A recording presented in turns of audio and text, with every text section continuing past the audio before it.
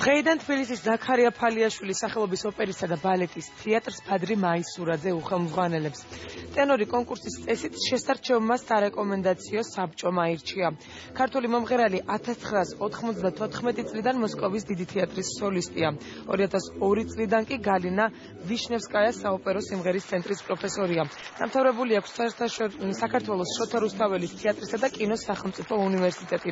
თბილისის ვანო ჯავახიშვილის სახელმწიფო კონსერვატორიაც მოგვიანებით კი სწავლა მილანსა და მოსკოვში განაგრძო. თეატრს ნამდვილად ეკუთვნის, რომ იყოს ერთ-ერთი კაშკაშა ვარსკვლავი საერთაშორისო საოპერო ოჯახში.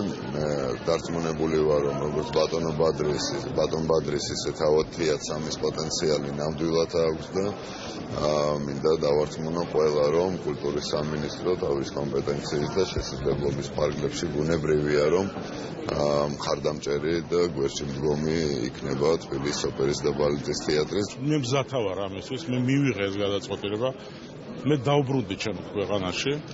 საერთოდ არ წავსულარ, მაგრამ მაინც შემიძლია ვთქვა, რომ დავბრუნდი, რადგან თითქმის 30 წელი არ ყოფილვარ აქ.